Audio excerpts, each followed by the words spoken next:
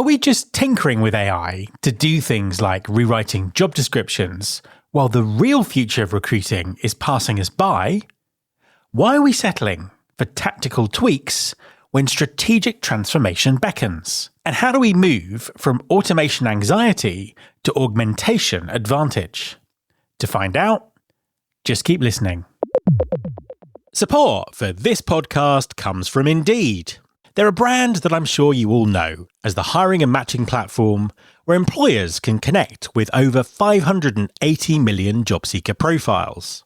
But did you also know that their front row seat to the global economy gives them a massive data set which you can access for free? This allows you to see the latest information on job postings, salary trends, and much more. Or did you know that Indeed's new AI tools make it easier than ever for you to find and connect with active and passive job seekers?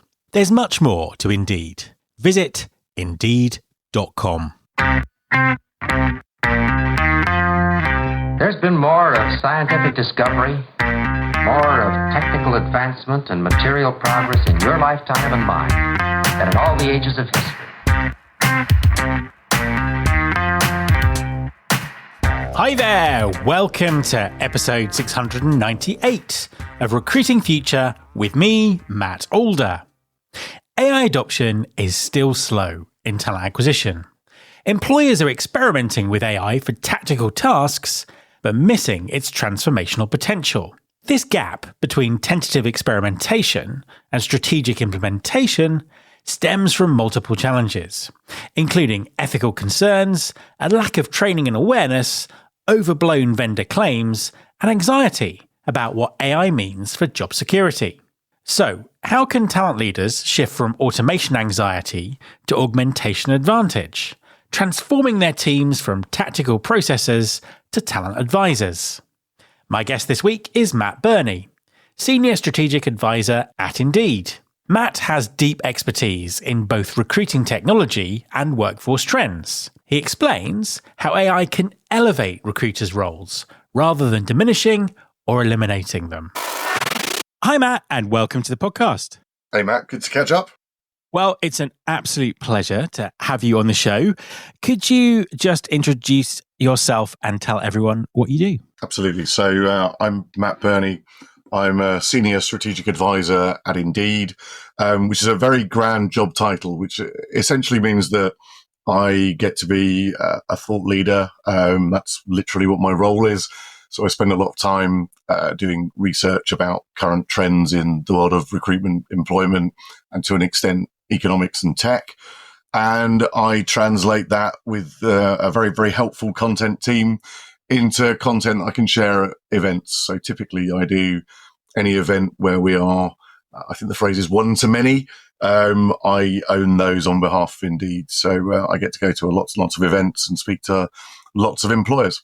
Fantastic. So, with all of that, you've got such a good sort of take on the market and what's happening. And we're going to talk about a few things around that. But I can't help but dive into AI first, because AI is one of your key areas. And I'm just kind of desperate to hear you talk about it, basically. So AI and recruitment, what's going on right at the moment? Where are we going? It's a really interesting point that we're at the moment. There was a huge amount of hype. The recruitment, TA, HR people, as we all know, we have a tendency to be the magpies of the tech world. Something new and shiny comes out and we must immediately go out and buy that or employ it in some way. And that's a good thing, because there's been an awful lot of experimentation and lots of people exploring new ideas.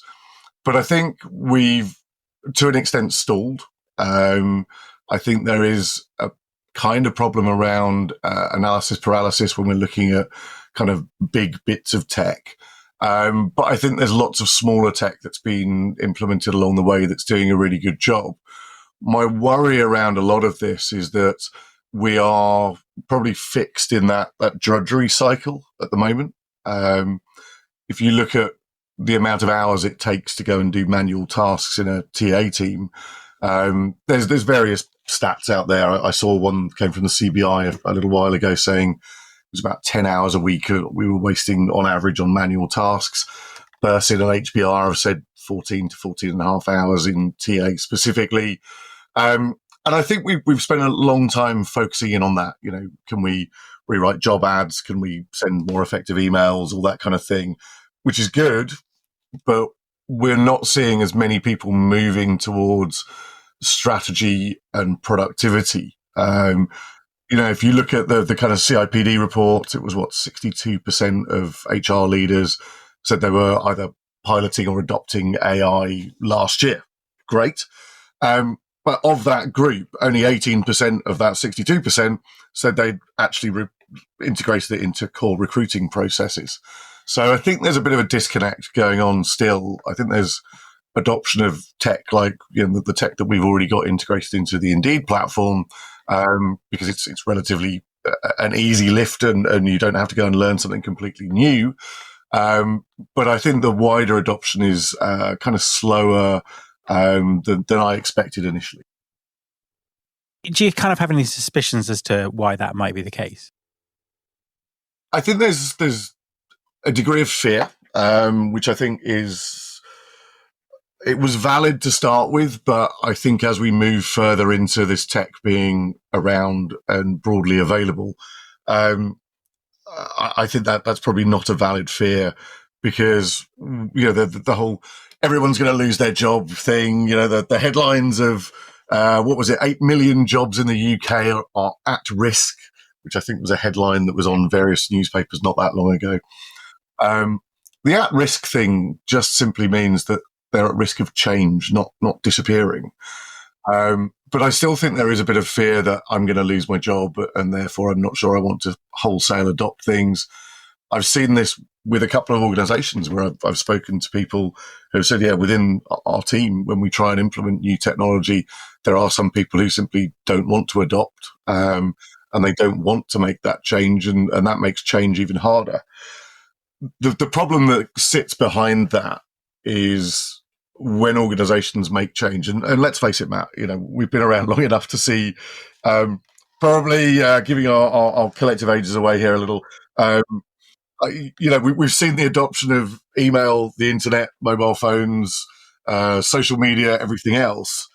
And we sort of just adopted them and we kind of went with it. And companies explained what they were trying to do with those. I think the clarity behind how you introduce new technology has perhaps not been there, because I think it's been a bit quick for a lot of people. That's where that fear has come from. I think on top of that, there is so much you could do at the moment. I think a lot of people are saying, I'm not sure where to start. And that, I think, is a real shame. I'm a great believer in experimentation. I've always been of the philosophy of, if someone gives me a new piece of tech, my first instinct is to try and break it, which I think is probably not a bad instinct to have.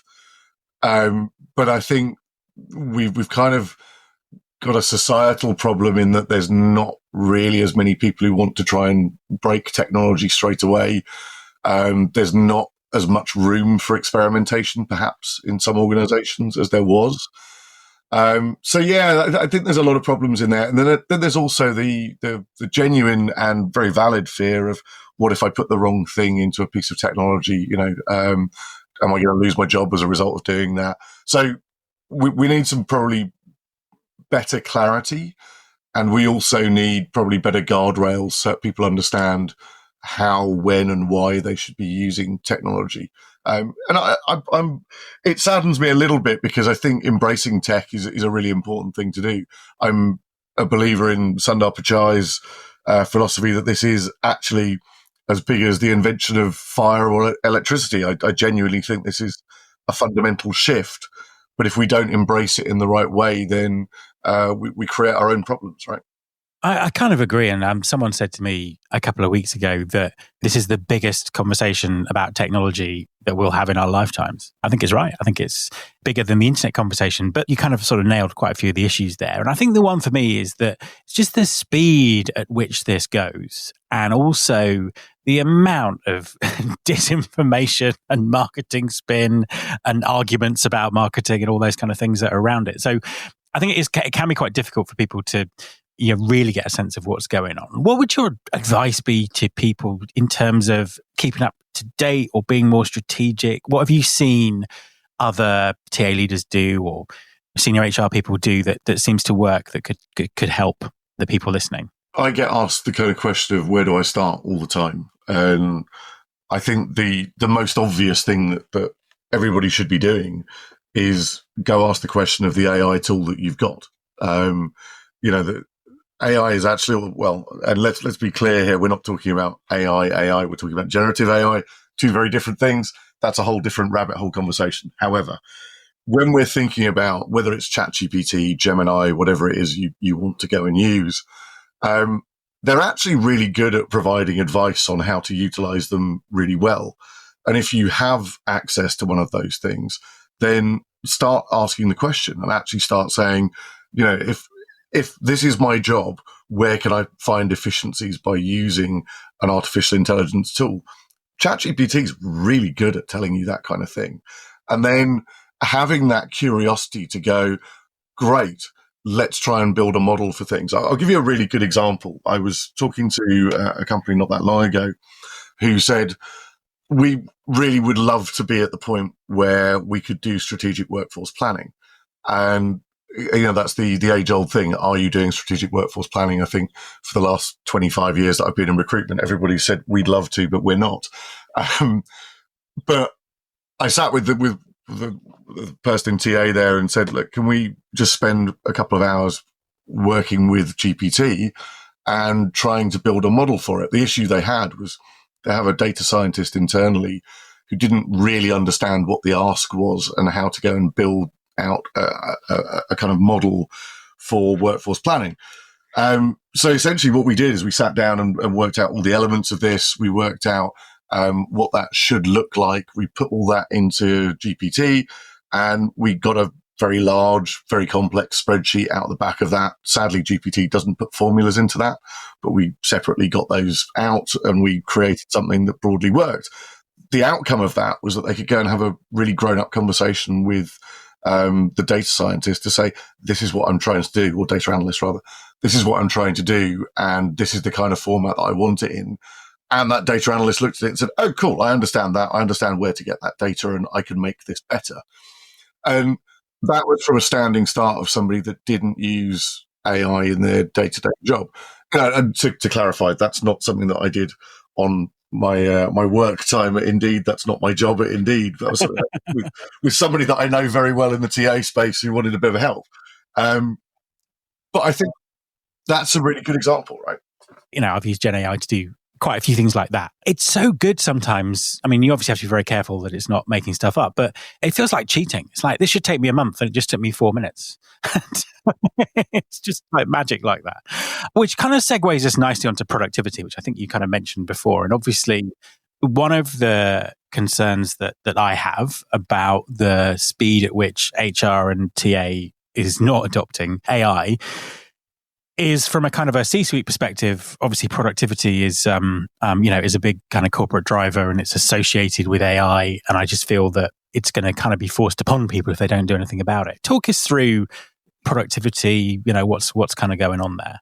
We have a real opportunity to be more productive, but we really need to think about what this really means. The greatest value that we've got in AI isn't automation, it's augmentation. So it's about helping people ask better questions, not just get faster answers. So I think we really need to make sure that we're not using AI to replace judgment. We're using it to kind of sharpen judgment, really. So there's lots that we can do here. We've seen, obviously, there isn't a TA person that hasn't told me that they've got more applications coming in and that people are using artificial intelligence to get through a process quicker or to send out more applications. That's problematic. But it's kind of no different to whenever we've ever seen a new inflection point. Suddenly an email comes along, you're not sifting through 100 paper CVs, you might have 300 email CVs. We're in a kind of similar situation. Where we can improve efficiency is actually, looking at things like CV matching, CV parsing, CV screening, scheduling, job ad optimization, all of that stuff actually has traction already. So we're already seeing that change happen. That should be something that we're doing. And if we take that number of 14 and a half hours a week of time spent on manual processes, great. If we're already looking at CV parsing, screening, scheduling, job ad optimization, great. We should be able to automate all of those. And that frees you up, 35% of your working week. Brilliant. What we need to be very careful that we're doing, though, is that in freeing up 35% of someone's time at best, and I'm not saying that's a hard and fast figure, if we said that to our business, what's our CFO going to say? Well, you need 35% less people, or and that's the real problem. What we really have to do is show that in using technology, in using automation, in using AI, we are allowing those people that we hired to do the job that we hired them for. And I think that's really, really, really important. This isn't about replacement. It is about augmentation, but it's also about us proving the value that we have. We spend an awful lot of time focusing on the wrong things, but if we can improve that efficiency, then we can make those people that are doing the job do that job much, much better. And I think a good example of that, I was chatting to some people in the public sector. I did an event last week, and we took the example of two recruiters that would be working in a very high volume area, and say they've got 500 recs. You've got one person who fills all 500 recs and one person who fills 350 recs. The current way of thinking for a lot of people is that person who did 350 recs didn't hit their number, therefore we're going to put them at risk or put them on a PIP or whatever. If we're using technology to go and have a look at how those people performed, it might turn out that the person who did 500 recs is really, really good at the manual processes, but the people they hire don't stay in the job. They only stay 3 months, 6 months, maybe 9 months. Whereas the person doing 350 recs isn't so good at the manual processes, but is really, really good at finding talent, and they don't enjoy the manual processes. Now, the intervention there is obviously we can probably get that person who's doing 350 recs up to 500, but realistically, do we need to do that? I'm not sure that we need to. But also that person that's doing 500 recs, we probably need to go and look at their skill set and actually say, can we train you better to go and be that connector of people? Can we train you much better to go and do what this person who's only doing 350 recs, what they do well is what you need to do better. So I think this kind of bleeds very quickly from we're automating, we're finding efficiency, to actually we're allowing and enabling people to be much, much better at the job we've hired them to do. We're giving them the space and the air and the headroom to go out and do that job really well. Recruiters are the best example of this. They're great connectors of people. They're great stakeholder managers. They can manage up, they can manage down, and they can manage people who are external to their business. But if they don't have the space to do that, it's really difficult for them. We'll be back to the interview shortly. I wanted to make a brief interruption to the show to tell you about the Recruiting Future Remixed webinar I'm running next week in partnership with the team at pop.ai. I'm going to be joined by global TA leader Cheryl White, who's led TA teams at Bolt, Meta and Microsoft, James Atchison-Wooten, who leads globally on AI and innovation for Robert Walters, and Sam Deshi, MD of AI recruiting platform Pop. All of them have hands-on experience with implementing AI in talent acquisition. And we're going to be cutting through the hype, avoiding the theory, staying practical, and sharing actionable advice on just how to do it. The webinar is taking place on Wednesday, the 30th of April, and the recording will only be shared with people who sign up. So please register even if you can't watch it live. You can sign up now by going to mattalder.me/webinar. That's mattalder.me/webinar. Pause the podcast, sign up now, and then press play again to enjoy the rest of the interview. mattalder.me/webinar. podcast.com/webinar. Give us a little bit of kind of overall context with your sort of economist hat on in terms of what's going on in the market. What are the sort of real challenges that you think TA is trying to deal with at the moment? My caveat will always be, as our chief economist, Jack, will remind me, I'm not an actual economist. I've just done a few courses and I'm interested in it, which I always find hysterical, Matt, because I failed maths 3 times. And now I spend time talking about economics, which is really amusing.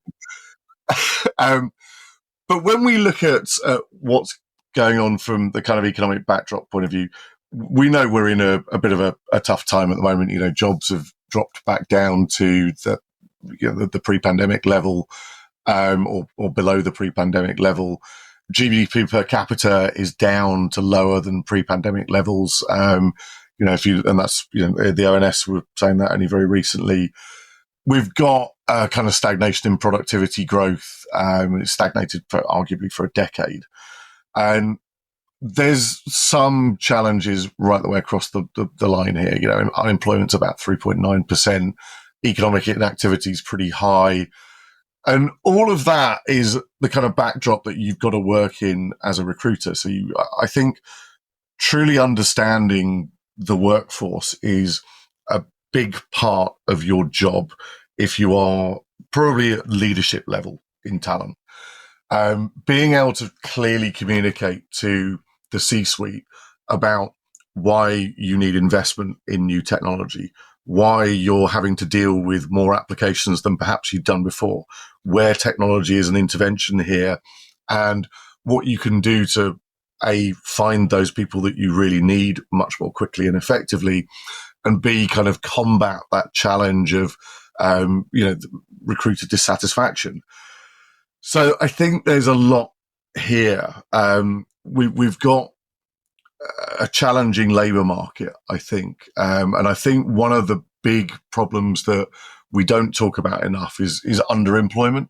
There's a lot of people that are in jobs that are below their skill level, and that's definitely rising. The CBI report from last year said that skills mismatch affected about 54% of employers.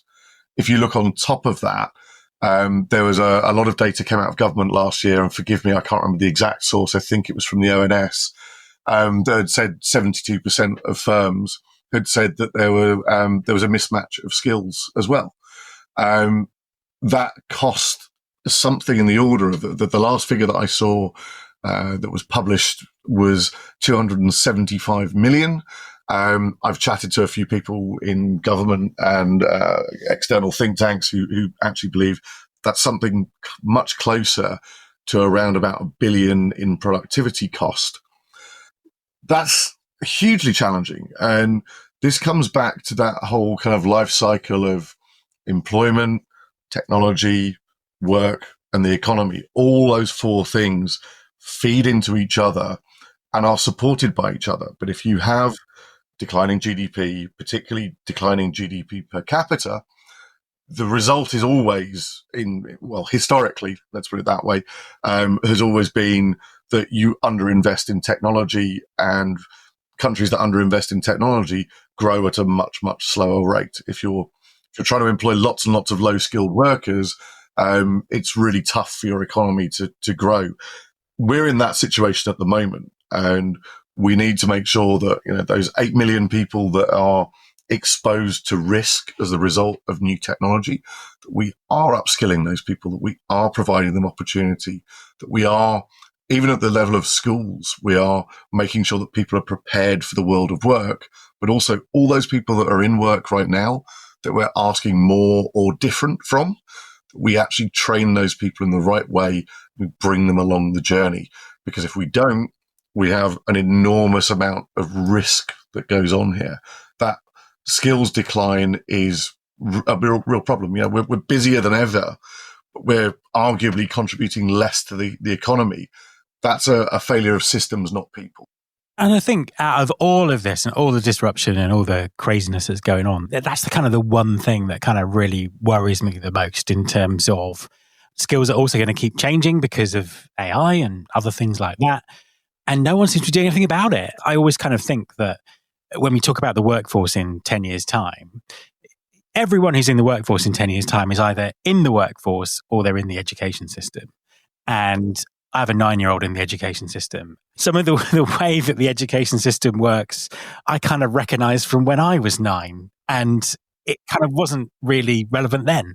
So I think it's a huge concern and something that, as you say, is very much at that sort of systems level. Yeah, I think, if you look at this, we've essentially confused education with certification, and we've kind of confused training with onboarding. And we've got a generation of people who feel they've done everything right, but still aren't actually ready for work. And that's a really big problem. If you look at companies in the UK, 1 in 3 companies reduced their learning and development budgets post-COVID and never reinstated that. And if you look at adult learning participation, the UK ranks 20th out of the 27 OECD countries. Those are pretty worrying stats, to be honest, because as we now know, new technology is coming down the pipe really quickly. There is very definitely a need for training out there. Companies are telling me that they need to make sure they're training people and getting them up to speed. But they're also saying when people are arriving in work that they're having to take on that training burden because education hasn't necessarily prepared them in the right way for them to join the ranks of the workforce. The irony at a time where we have more access to the world's information than we've ever had is just kind of massive. I suppose that kind of leads nicely on to a final question for you. So, talking about the workforce in 10 years' time, that kind of stuff. What does the future of work look like? What do you think it in the kind of full-on age of AI is going to be like? There's a few things that we should all be thinking about first. We need to start embedding true skills first thinking into how we hire and develop people. And I think artificial intelligence has a real role to play in that, where this might have been a consultancy piece where you'd hire somebody in and it would take 6 months to a year and thousands and thousands and thousands of pounds. We can build those models much more quickly, much more effectively, and we can start understanding where our gaps are and actually probably start thinking about what does the future of our business look like, and therefore what skills do we need to support that. I think along the road, as a result of a lot of this work, AI is really there to help illuminate talent and not just streamline a process. I think that's where we've kind of got into it. We've got a labour market that's built on quick wins and quarterly targets, and that's not the way that we're going to build a solid future. So we need to really think about illuminating talent, skills first. And the kind of conversation around where we are from a productivity point of view needs to kind of move a bit out of the boardroom and kind of into the classroom. You can't fix the economy without fixing how we teach, train, and how we trust people ultimately to go and do their job. So I think there's a lot in there. And from a recruitment perspective, we've got some amazing people who work in this industry.